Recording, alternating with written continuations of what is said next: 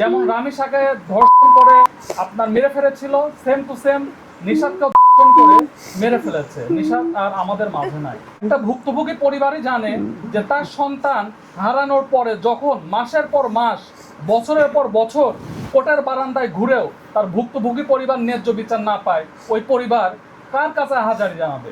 সে তো এই দেশের নাগরিক, তার কি অধিকার নাই ন্যায্য বিচার পাওয়া? আজকে নিশাদ আমাদের মাঝ থেকে প্রায় 2 মাস হলো বিদায় নিয়েছে, কিন্তু ভুক্তভোগী পরিবারের একটাই কথা যে এই 2 মাসে আমি আমার মেয়ের কোনো বিচারের কোনো আলামতি খুঁজে পাচ্ছি না।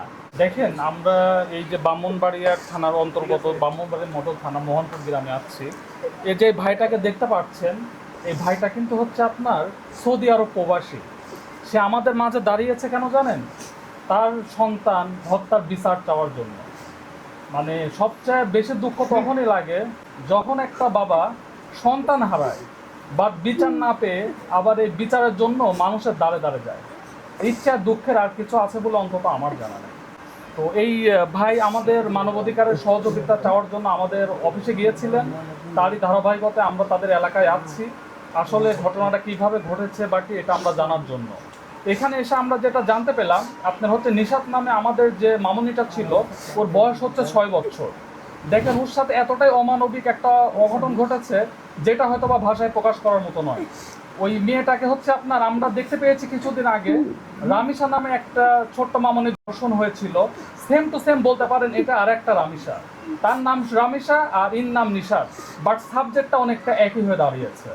যেমন রামিসাকে করে আপনার মেরে ফেলেছিল, সেম টু সেম নিশাদকেও ধর্ষণ করে মেরে ফেলেছে। নিশাদ আর আমাদের মাঝে নাই, কিন্তু তার আত্মনাদ, তার ফ্যামিলির আত্মনাদ আজও আমাদের মাঝে রয়ে গিয়েছে।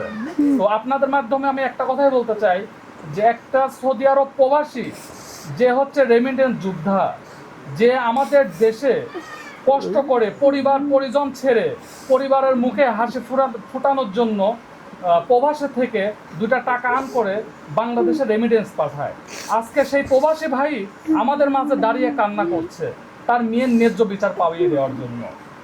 তো আমি আপনাদের মাধ্যমে একটা কথাই বলতে চাই যে আইনি যত দপ্তর আছে সবাই এই ভুক্তভোগী পরিবারের পাশে দাঁড়ান।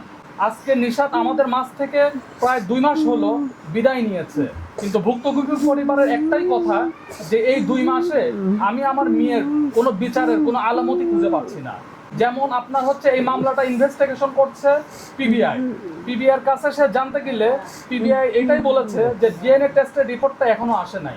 তো আমি একটা কথা বলতে চাই ভাই, এটা তো আমাদের দেশ, এই দেশের মানুষের কি অধিকার নাই তার ফ্যামিলির সাথে কোনো অন্যায় হলে দ্রুত সময় তার ফ্যামিলি যে অন্যায়টা করবে তার বিচার চাইবে? আমরা একটা জিনিস দেখতে পাই যে এই দেশে কোনো অঘটন ঘটলে আপনার হচ্ছে মার্ডার হোক বা কারোর সঙ্গে ধর্ষণের মতো ঘটনা হোক, ঘটার পরে যদি মার্ডার করে, এই যে ডিএনএ টেস্ট বলেন আর পুলিশ হচ্ছে প্রতিবেদন বলেন, যেটাই বলেন না কেন, এইটা করতে করতে 2-6 মাস চলে যায়। তারপরে দেখা যায় যে কোর্টের বারান্দায় ঘুরতে ঘুরতে আরো 2-1 বছর চলে যায়। একটা ভুক্তভোগী পরিবারই জানে যে তার সন্তান হারানোর পরে যখন মাসের পর মাস, বছরের পর বছর কোর্টের বারান্দায় ঘুরেও তার ভুক্তভোগী পরিবার ন্যায্য বিচার না পায়, ওই পরিবার কার কাছে হাজারি জানাবে? সে তো এই দেশের নাগরিক, তার কি অধিকার নাই ন্যায্য বিচার পাওয়া?